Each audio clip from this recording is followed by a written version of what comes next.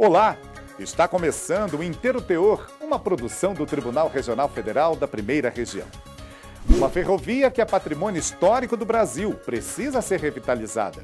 Conheça a história da Madeira Mamoré em Rondônia e o processo que determina sua restauração. O tribunal também revogou a ordem de prisão contra a dinamarquesa procurada pela Polícia Internacional por ter fugido do país dela com 2 filhos. Saiba por quê.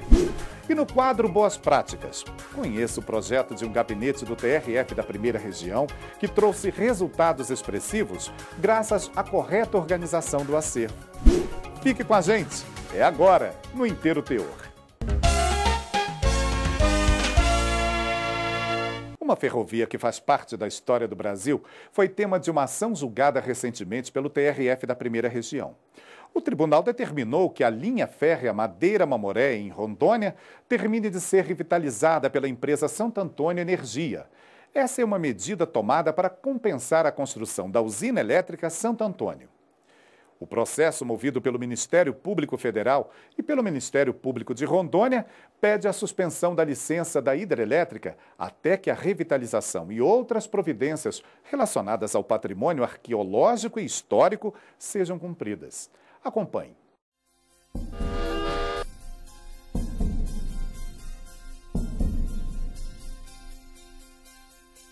A estrada de ferro Madeira Mamoré foi construída entre 1907 e 1912 para escoar a produção de borracha da Bolívia.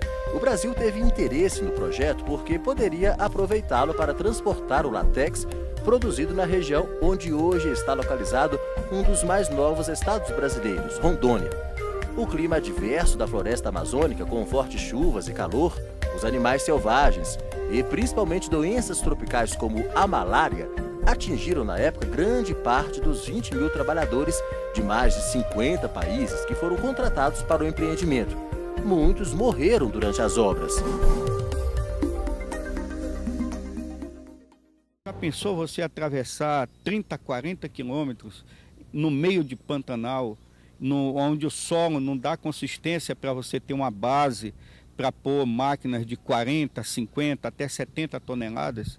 Então, eram complicações e por isso que a Madeira Mamoré tem essa fama de ser assim tão drástica.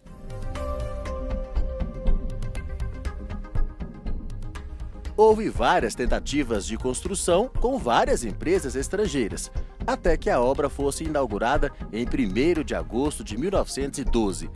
Mais de um século depois, tombada pelo patrimônio histórico, sucessivas decisões judiciais foram proferidas para obrigar a União, o Estado de Rondônia e o município de Porto Velho a preservarem o que sobrou da ferrovia, a 15ª construída no Brasil. A mais recente destas decisões é aqui do Tribunal Regional Federal da Primeira Região em Brasília.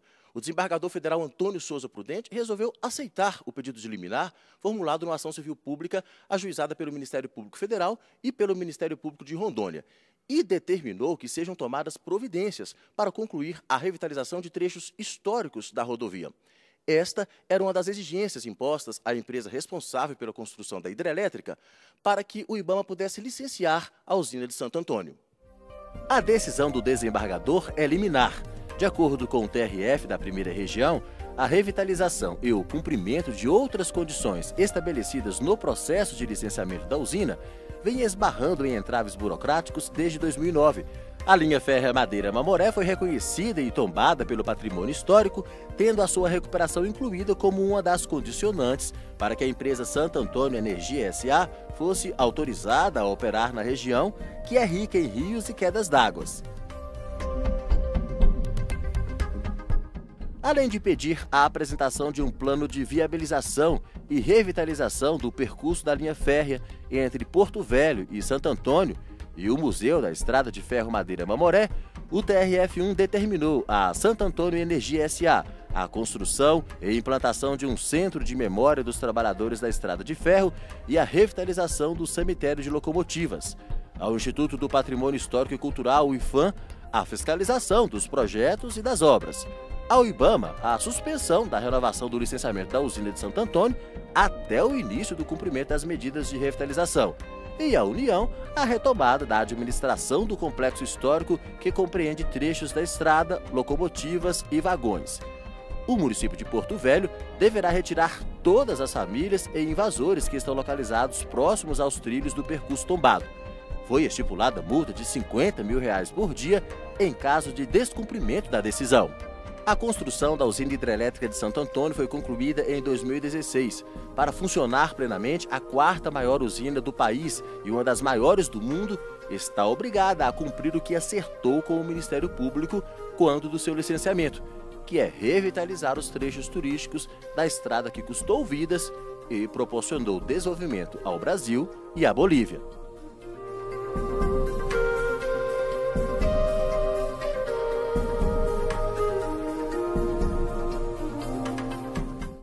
Os detalhes dessa decisão estão na reportagem publicada no site do tribunal.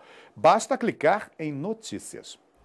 A seguir, você vai entender por que o TRF da Primeira Região suspendeu a ordem de prisão da dinamarquesa, acusada de sequestrar os filhos e fugir para o Brasil. É daqui a pouco.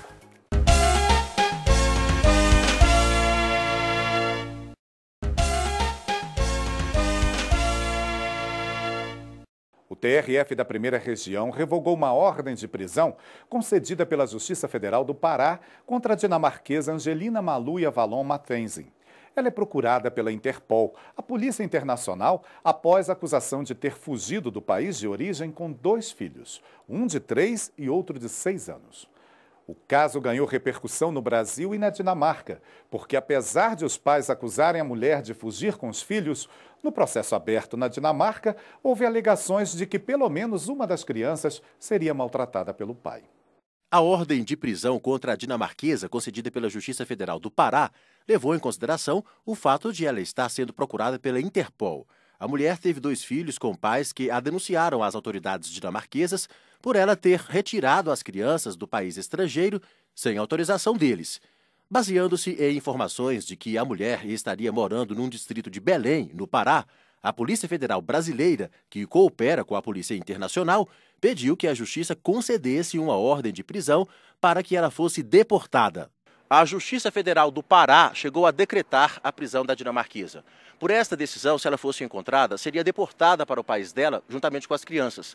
Mas um pedido de habeas corpus preventivo, protocolado e acolhido pelo TRF da Primeira Região aqui em Brasília, revogou essa decisão.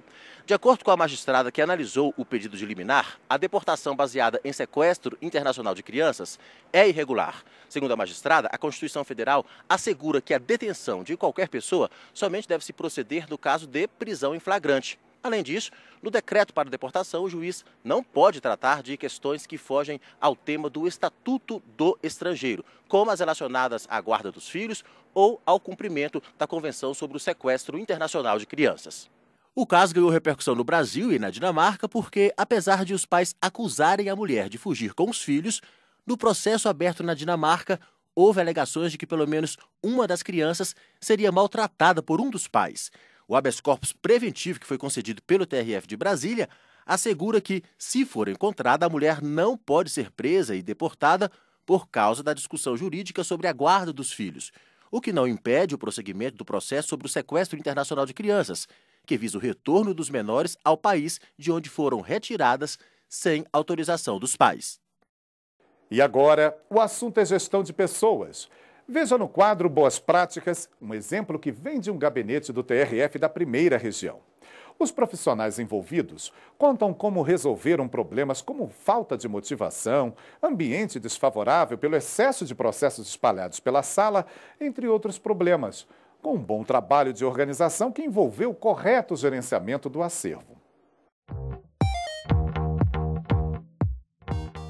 Quando eu assumi a presidência da primeira turma, que foi em dezembro de 2014, então logo quando eu ingressei aqui no tribunal, os processos estavam amontoados, não havia nenhuma gestão de processos. O que me pareceu foi que os servidores, os colaboradores da turma tinham sido literalmente esquecidos.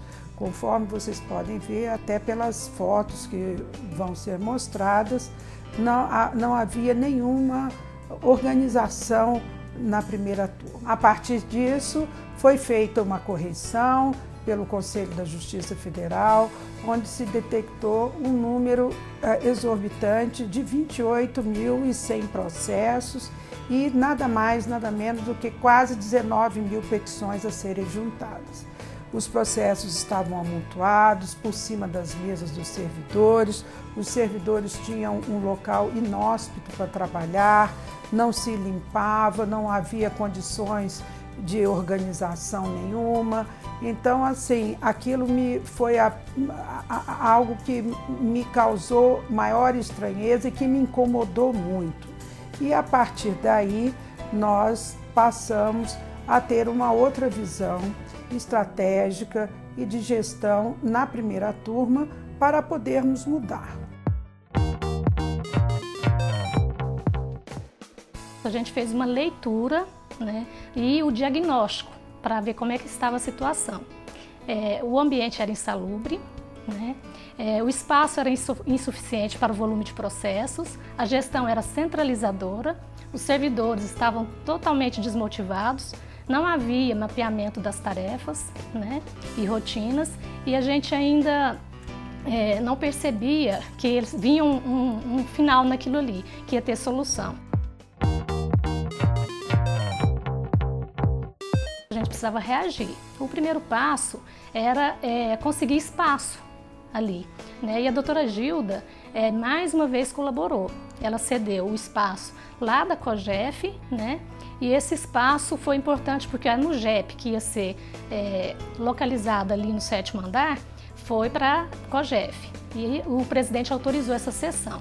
Lá no 2º andar da primeira turma, a gente deixou os trabalhos de atendimento ao público, de publicação, de prazos, né, e de processos virtuais. A retaguarda, a gente precisava relotar lá no 7º andar.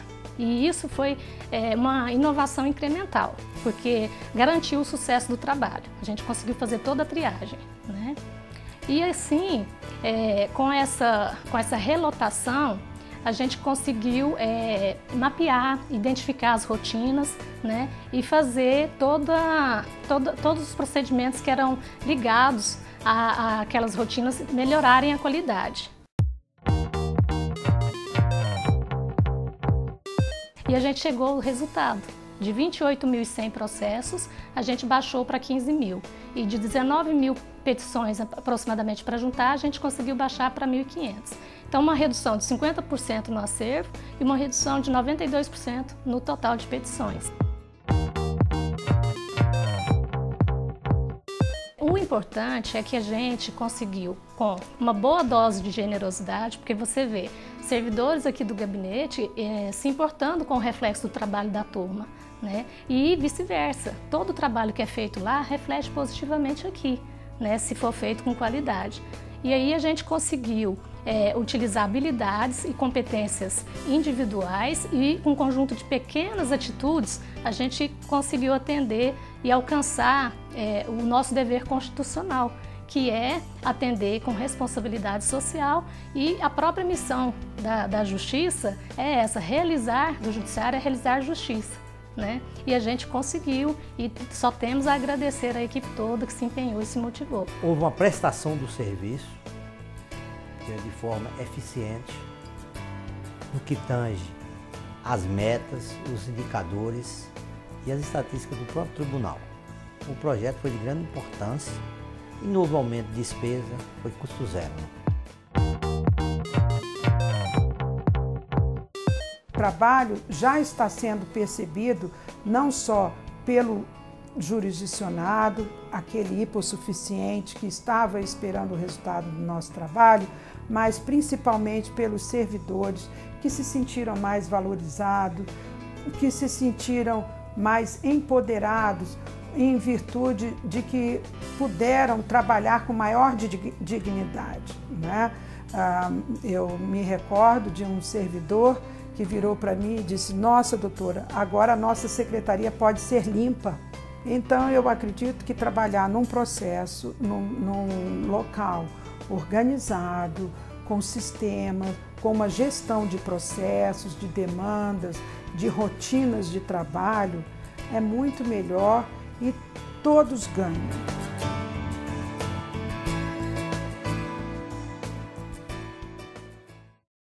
A gente fica por aqui. O Inteiro Teor é exibido também no YouTube do TRF1 e no portal do Tribunal. Obrigado pela companhia. Até semana que vem.